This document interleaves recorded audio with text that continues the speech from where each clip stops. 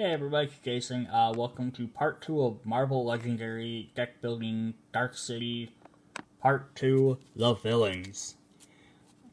Hop right in here. So we have our first mastermind of Kingpin. Separate these guys a bit so I don't have a giant hand. Sorry. So you have the Kingpin, who has a couple different things on here. Focus it up for you. So, first off, we have as always leads, you have the Streets of New York. Master Strike, which allows you to use Marble Knight characters. Again, you don't play with any Marble Knights, much like the Magneto in the first set. This is always going to hit you. If you only play with Marble Knights, his effect is completely useless. So it's kind of like, what's the difficulty on the game? Like, absolutely none, play all Marble Knight characters. Really difficult, play no Marble Knight. Middle, at least include one or two. He's also got a little star next to his name. And that's because there's a variable attack. And his variable is just a bribe ability. Because he's a gangster, a mobster, the Kingpin, you can either pay any combination of attack or money, or recruit points, stars or attack to defeat him. So that's why I was a star, because it's 13, but it's not just 13 attack. You can bribe him with money. Alright, so he's going to have Dirty Cops. Mob War. So for each other player plays a henchman villain from their victory pile as if they're playing it from the villain deck. So that could, again, potentially be really bad if it's late in the game. You have a bunch of henchmen. You get him fairly early on, but he's also a 13 at cost. So it's going to take a while for you to get up to 13 points. Choose a hero or reach player's discard pile and KO it.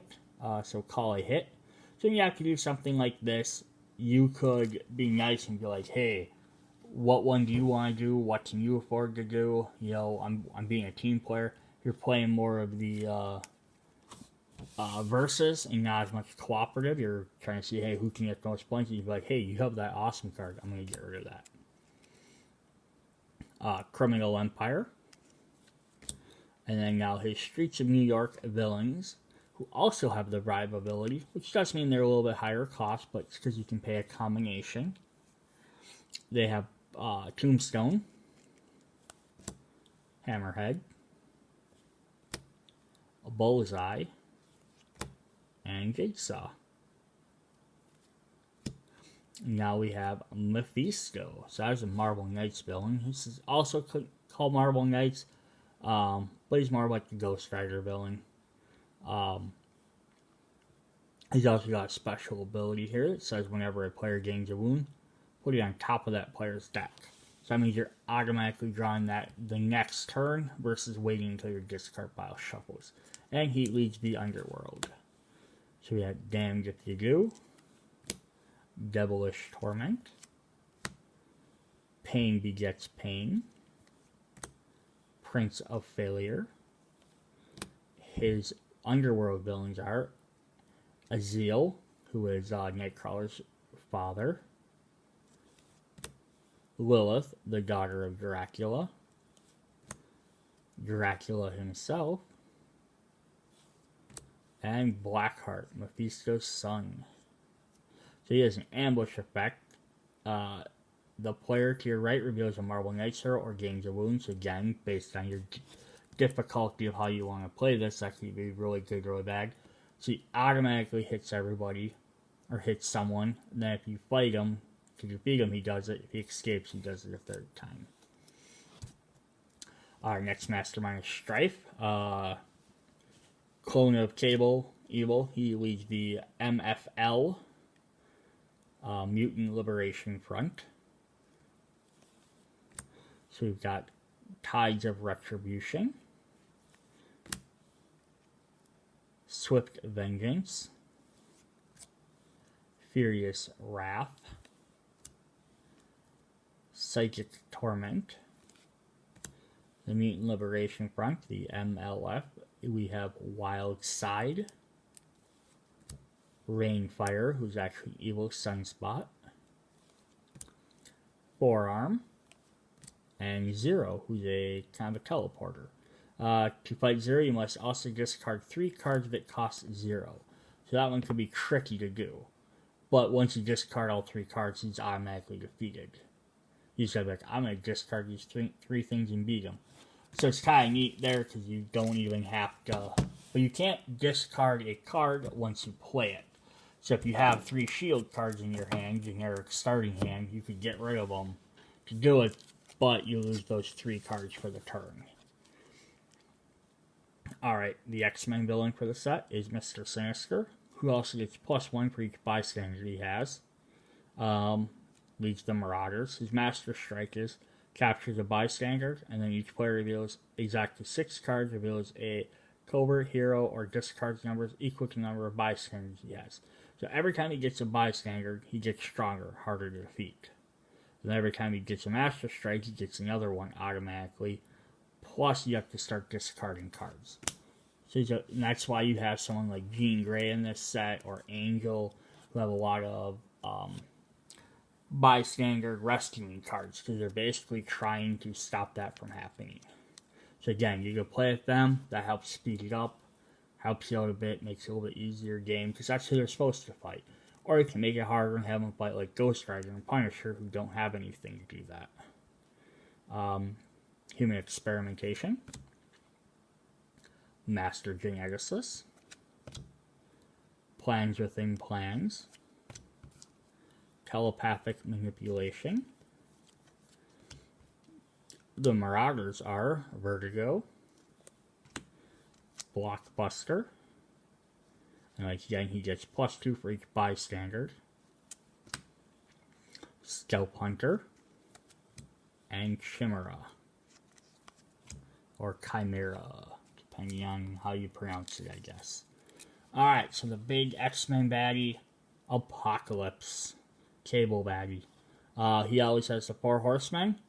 The 4 Horsemen each get +2 attack power, so that kind of sucks.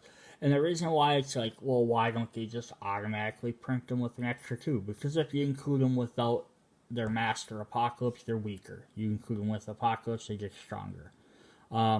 He has a special win condition. When famine, pestilence, war, and death have escaped. So if all 4 of them escape, he wins no matter what. So one way you can stop him is if you manage to defeat all versions of them in the deck. Doesn't mean Apocalypse can't still win with the Steam, but it just means he has an extra win condition. Alright, so he is 12, so he's actually really difficult to fight.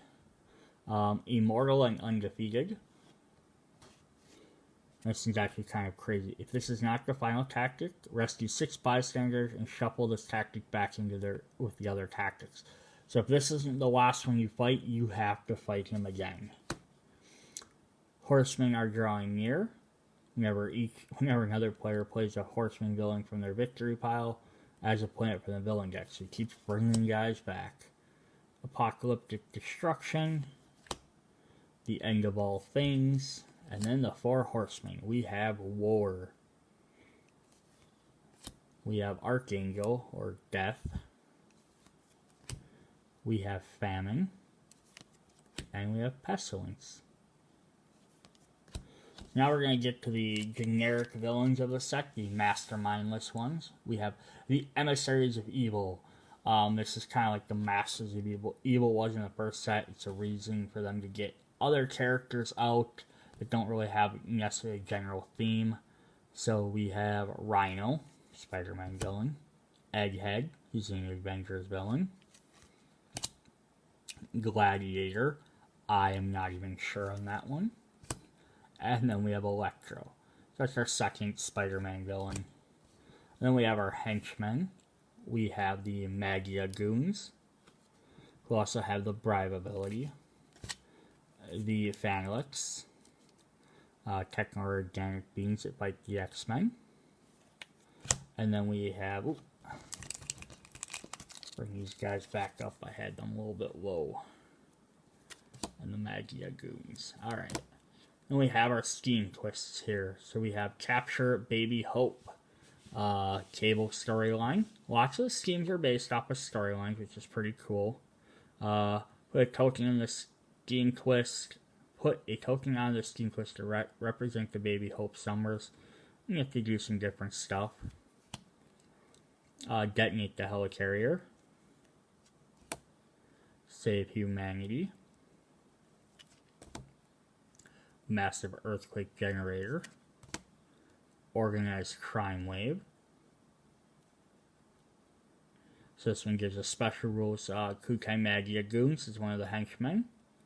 All the goons have a special ability ambush. Play another card from the villain deck. Each goon in the city escapes. Shuffle all goons from the player's victory pile into the villain deck. When 5 goons escape. So every time you defeat one, great. But every time one of them escapes, they all come back. Steal the weaponized plutonium. Transforming citizens into demons. The villain deck includes 14 extra Jean Grey cards and no bystanders. Twist, stack the 5 bystanders based down next to the scheme.